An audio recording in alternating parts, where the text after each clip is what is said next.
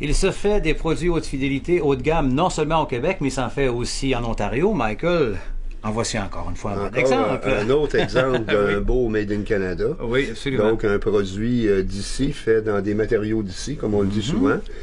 Ça, c'est le fameux MD90 de la compagnie Magnum Dynalab.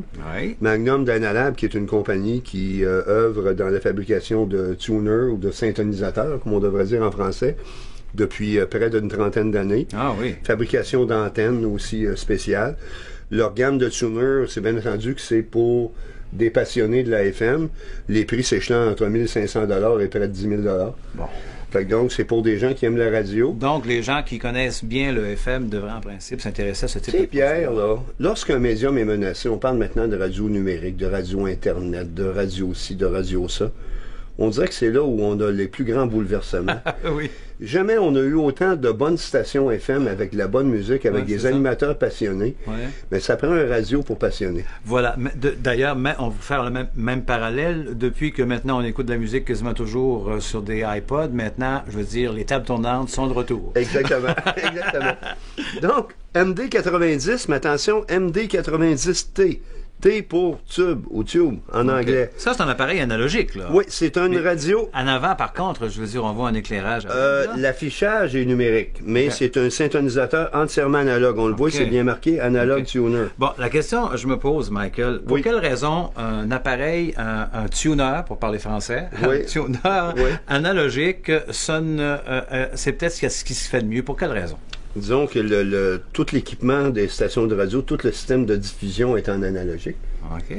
Oui, au départ. C'est vrai, à la base, oui. À la base, c'est bien entendu, c'est que pour faire un syntonisateur de cette qualité-là, de façon analogique, on ne pourra pas fabriquer une chose comme ça et de vendre ça à 200$. C'est sûr. C'est bien entendu. Là, ici, on parle d'un appareil avec un tube qui voisine les 2000$. Bien, il y a du matériel pour 2000$, puis il y a de l'assemblage manuel pour arriver à ça. Donc, il y a quelque chose de vide ici, là. Oui, ça, c'est un pied de lampe. Un pied de lampe, mais pourquoi il n'y a rien, là? Ça, c'est que cet appareil-là, qui s'appelle MD90T, T pour tube, pourrait vous être vendu sous un autre numéro qui s'appelle MD100. MD100, la différence, lui, il y a deux tubes parce qu'il a des sorties balancées. Ah, voilà. On pourra voir, exemple, qu'il y a des trous qui sont manquants en arrière, ici, pour une sortie balancée. Donc, ça prendrait à ce moment-là... C'est le même châssis, c'est la même... Oui, ils servent la même infrastructure. Et le MD100, oui, c'est ça, utilise aussi un meilleur système de syntonisation, mais la grande partie vient de la sortie qui est balancée sur le MD100.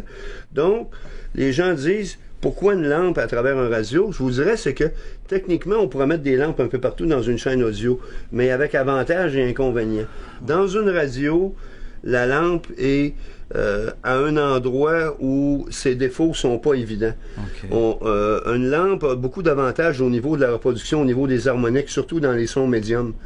Par contre, donc, il y a des faiblesses dans les hautes fréquences et dans les basses? L'extrême grave est souvent difficile à être bien reproduit, pas toujours. Et l'extrême aigu, c'est plus délicat au niveau avec un tube. Mais sur le FM? Exactement. Le FM, lui, est limité dans une bande entre 50 Hz et 15 000 Hz. Où la lampe est très à l'aise. Exactement. Autrement dit, c'est que, techniquement parlant, le tube n'a aucun défaut dans cette zone-là. Bon. Et aussi, c'est que... Tous les avantages sont les inconvénients. C'est ça. Et ça travaille quand même pas fort parce que les gens disent... Je peux quand même pas m'acheter ça, je vais être obligé de changer des lampes. Le tube qui est dans ça, c'est un 6922. C'est un tube très courant. Exemple, la compagnie Audio Research utilise beaucoup ce numéro de lampe-là. C'est un tube qui vaut environ 20$. Il y en a entre 10 et 30$. Mais ça dure quand même un bon bout de temps. Ben, je vous dirais, allumé à raison de 10 heures par jour, je vous dirais facilement 2 ans. Bon. Fait que pour 30$. Mais pour ceux qui aiment vraiment une belle sonorité FM, il faut penser à un produit comme ça. C'est un syntonisateur d'exception, mais encore là, à faire attention... Un bon radio ou un bon syntonisateur ou tuner n'a d'égal que l'antenne avec laquelle il est branché. Si, exemple, on pense faire des merveilles avec un bout de fil, ou si on pense faire des merveilles en branchant ça sur le câble analogue, ça fera pas de merveille. Ça prend une antenne de qualité. C'est l'équivalent du filage pour un bon système de son. Exactement, une antenne, j'en ai une près, je reviens tout de suite. Oui, c'est une antenne qui ressemble un peu, comme quelqu'un nous disait tout à l'heure. Ça ressemble à une canne à pêche aussi. Ou une antenne, exemple, comme on voit sur des voitures de police. À l'arrière, ou une antenne à CB. C'est une antenne qui se vend 122$, qui est fabriquée par la même... Mais ça fait la différence, ça. Oui, ça fait même la différence sur une radio à prix très modéré. On vend des Cambridge, d'autres magasins vendent des NAD à 300$, 400$. Un ordre de prix, peut-être? Ça, 2000$ en version tube. 1500 $ en version transistor, en gris ou en noir. L'antenne, on parle de 122 $. Version MD100 avec sortie balancée, environ 1000 $ de plus. Mais le plus intéressant, le plus haute fidélité, le plus le fun à écouter, MD90T pour tube, 2000 $. Excellent. Michael, on va reparler certainement encore un jour de produits canadiens et québécois. Oh, merci bien. Au revoir. Merci.